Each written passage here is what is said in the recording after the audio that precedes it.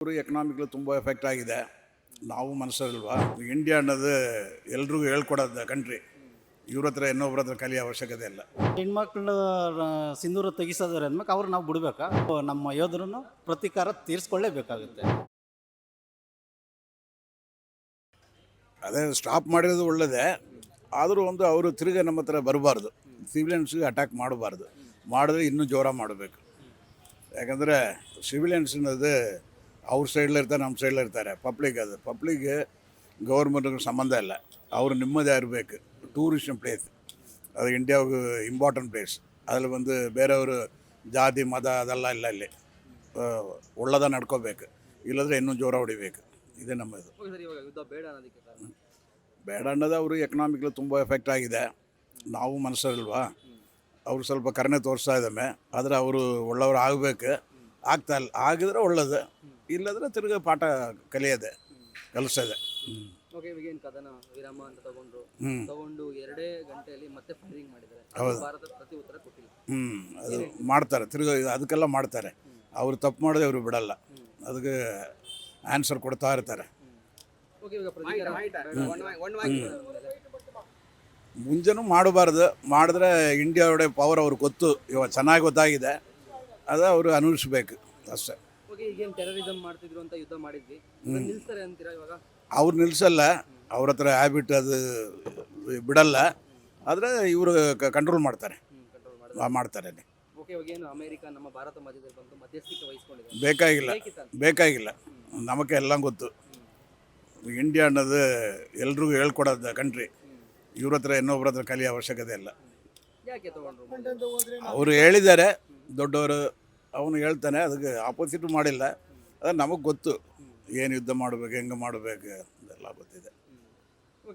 ಯಾಕೆ ಇವಾಗ ಅವರು ನಮ್ಮ ಮಧ್ಯೆ ಬಂದ್ಬಿಟ್ಟು ಅವರಿಗೂ ಸಪೋರ್ಟ್ ಮಾಡಿ ನಮಗೂ ಸಪೋರ್ಟ್ ಮಾಡಿ ಯಾಕೆ ಈ ಒಂದು ಇದು ಓಲ್ಡ್ ಅಂದರೆ ಯುದ್ಧ ಮಾಡಬಾರ್ದು ಅನ್ನೋದು ಎಲ್ಲರೂ ಸ್ಯಾಟೆಕ್ಸ್. ಅದೆಲ್ಲ ಎಲ್ಲರೂ ಹೇಳ್ತಾರೆ, ನಾವು ಹೇಳ್ತೇವೆ ಬೇರೆ ಕಂಟ್ರಿಯಲ್ಲಿ ನಡೆಯುವಾಗ. ಅದು ಒಂದು ದೊಡ್ಡ ವಿಷಯ ಅಲ್ಲ ಬಿಡಿ. ನಮ್ಮ ಅನಿಸಿಕೆ ಪ್ರಕಾರ ತುಂಬ ಚೆನ್ನಾಗಿ ಮೋದಿಯವರು ಡಿಸಿಷನ್ ತಗೊಂಡಿದ್ದಾರೆ ಅಂತ ನಮ್ಮ ಅರ್ಜಿ. ಭಾರತ ಪಾಕಿಸ್ತಾನ ಮಧ್ಯೆ ಯುದ್ಧ ಆಗಿದ್ರೆ ನಮಗೆ ಅವ್ರ ಕಡೆಯಿಂದ ತೊಂದರೆ ಇದೆ ಅಂತ ಅನ್ಬೇಕು, ಆಗಲೇಬೇಕಲ್ವಾ? ವಿರಾಮ ತಗೊಂಡಿದ್ದಾರೆ ಅಂದರೆ ಹಂಗಿದ್ರು ಅವರು ಬಂದು ಹೊಡಿದು ಮತ್ತು ಡ್ರೋನ್ಗಳೆಲ್ಲ ಬಿಡೋದು ಅದೆಲ್ಲ ಮಾಡ್ತಾರೆ. ಒಂದು ಡಿಸಿಷನ್ ತಗೋಬೇಕು ಮೋದಿ ಅವರು. ಅದು ಬೇಕಾಗಿಲ್ಲ ಅಂತ ಅನಿಸುತ್ತೆ ನಮ್ಮ ಅಭಿಪ್ರಾಯದ ಬಗ್ಗೆ. ಯಾಕೆಂದರೆ ನಮ್ಮ ಮೋದಿ ಇದ್ಮೇಕೆ, ಒಬ್ಬ ಪ್ರಧಾನಿ ಇದ್ಮೇಕೆ ಬೇರೆಯವ್ರ ಮಧ್ಯಸ್ಥಿಕೆ ಬೇಕಾಗಿರಲ್ವಲ್ಲ.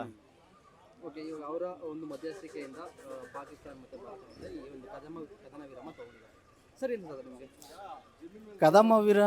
ಕದನ ವಿರಾಮ ಅಂತಂದ್ರೆ ಓಕೆ, ಅದು ಒಳ್ಳೆ ಡಿಸಿಷನ್ನೇ. ಆದರೆ ಇವರು ಪಾಕಿಸ್ತಾನದವ್ರದ್ದು ಇರ್ತಾ ಇಲ್ವಲ್ಲ, ಅದಕ್ಕೆ ನಾವು ಏನು ಮಾಡಬೇಕು ಅದು ಮಾಡಿದ್ರೇ ಅದಕ್ಕೆ ಒಂದು ಬೆಲೆ ಇರುತ್ತೆ. ಯಾಕೆಂದರೆ ನಮ್ಮ ಯೋಧರು ಸಾಯ್ಬೇಕಂತಂದ್ರೆ ಅವ್ರನ್ನ ನಾವು ಬಿಟ್ಕೊಡೋಕ್ಕಾಗಲ್ಲ ಅಲ್ವಾ? ಪ್ರತೀಕಾರ 100% ತೀರಿಸಲೇಬೇಕಾಗುತ್ತೆ. ಇವಾಗ ಅವರು ಈಗ ಹೆಣ್ಮಕ್ಳು ಸಿಂಧೂರ ತೆಗಿಸೋದ್ರೆ ಅಂದ್ಮೇಲೆ ಅವ್ರು ನಾವು ಬಿಡಬೇಕಾ? ಇಲ್ಲ, ಬಿಡುವಂಗಿಲ್ಲ. ಪ್ರತೀಕಾರನೇ ಕೊಡಬೇಕು. ಅದು ಮಾತಾಡುತ್ತರಲ್ಲಿ ಅಂದರೆ ಪರಮಾಣು ವಿಷಯದಲ್ಲಿ ಏನಾದ್ರು ತೊಂದರೆ ಆಗುತ್ತೆ ಅಂತ ಅಂದ್ಬಿಟ್ಟು ಮಾತಾಡೋಣ ಅಂತ ಕೂತ್ಕೊಂಡಿದ್ದಾರೆ ಹೊರತು ಅವ್ರ ಕೈಲಿ ಆಗಲ್ಲ ಅಂತ ಅಂದ್ಬಿಟ್ಟು ಡಿಸಿಷನ್ ತಗೊಂಡಿಲ್ಲ.